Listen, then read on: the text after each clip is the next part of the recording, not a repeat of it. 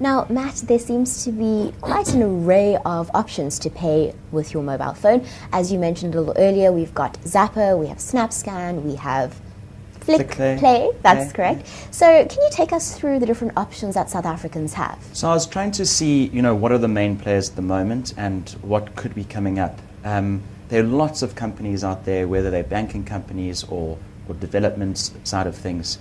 And there are a lot of other types of payment things that are coming up. I mean, FNB has geo payments, but that doesn't really work like this, and they are yet to really show what they can offer. Geo payments, basically, you are part of that app, and it uses NFC, near field communication, where if you're near someone, you can pay them money. And they basically promote it, saying, well, if you go out for lunch and you forgot your wallet at home, then your mate can pay, and you'll just do an NFC transfer of money, and that's not having to plug in details. You just close together, and you can put codes in together, your PIN, and it works. Then there's VC Pay, which is a little bit more complicated, and it works more for online than when you're out in the streets. And they are highly secure in that they generate an offline credit card. So it's what they call a virtual credit card. Now, when you're paying for something on Amazon and you want to, or Kalahari, and you want to put in your banking details, people are concerned that that information could get stolen, so your banking details. So they have an app where you can generate a new one-time only credit card, just like a one-time code. And that credit card has the number, the expiry date, all that kind of stuff. And you put in the exact amount that you need to pay for at Kalahari onto that credit card, and then use those details to pay using that amount. So that basically, once that's done, that credit card disappears again. So those are different people trying and experimenting with different ways of doing it. I'm just passionate about seeing how we can get rid of credit cards and get rid of cash and just use our mobile in the street when we go to Pick and Pay, when we go to Woolies, etc., etc. So there are groups like the Y Group, for example, which develops a lot of software for POSs at ShopRite and Checkers, for example, and they are, developing technology that will be used so that when you walk up to the till, you can just literally touch your phone against a pad, and it will be part of the process of taking off the money out of your bank account. But there's a natural evolution that has to take place, I think, from companies and from a consumer point of view. The trust factor, which Philip will talk a lot about, and then from the development side, which Harry would speak about. And basically those things need to come together for companies and consumers to find a level playing field. My only concern is that, are we going to have too many apps out there and be confused which app which works where? What are my PIN codes for this one? All my banking details are stored all over the place. So I'm interested to see how it develops and how it evolves and how the different players come together or find convergence in a way. But the truth of the matter is, it's actually really nice to see this divergence. We don't want to end up with a telecom situation where you only have this one choice. Let's talk a little bit about that trust issue. What's the way forward? How do you see really showing users that actually you can trust companies in paying for things with your mobile phone? I think it's a time issue, really. People need to get used to the idea that they can pay with their mobile phones. So really, we're building that trust. We're building our market slowly.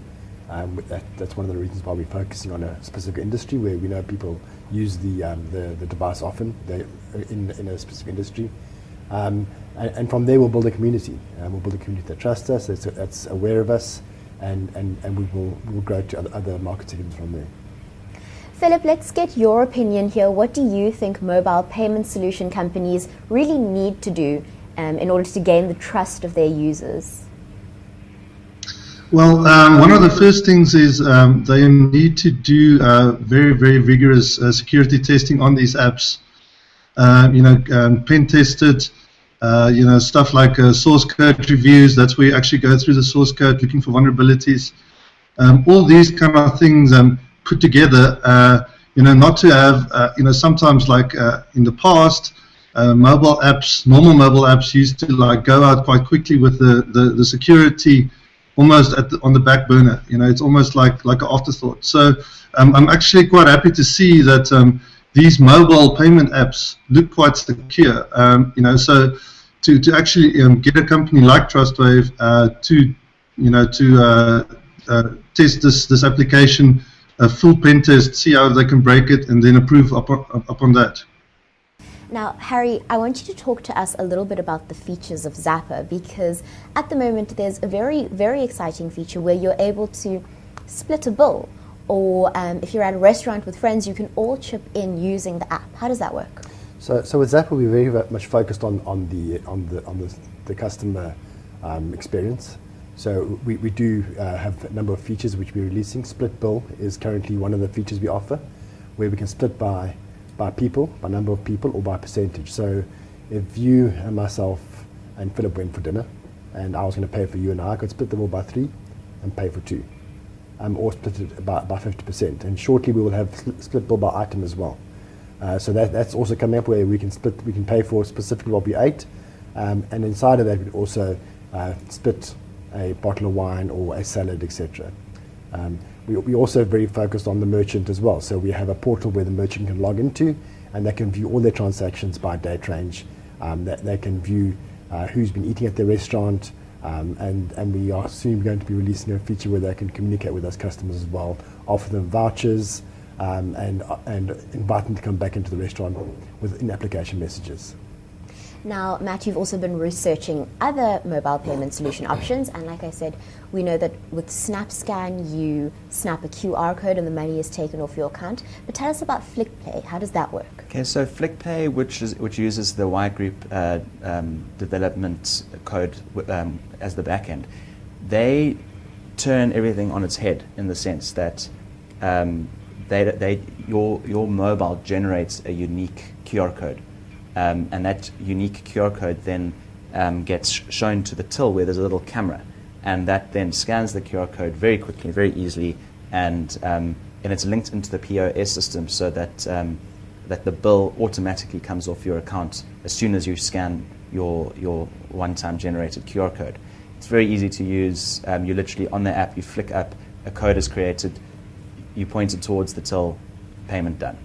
Now, with all these options, how can a consumer make the best choice for their lifestyle? I think different retailers are going to be using different apps for now, and so I think you might find like downstairs at our local coffee shop there, they have FlickPay and SnapScan at the moment. So whatever you're feeling on the day, I think people might just go between the different ones. And if you're at a restaurant and there's Zapper, I've got friends in KwaZulu-Natal who've really used Zapper at restaurants there. So I can see people are using it, and I think it'll just be like what internet browser do you use? I think it doesn't really matter as long as people feel secure with that particular app. They might use all of them that are available. So yeah, I don't think that there's too much problem there.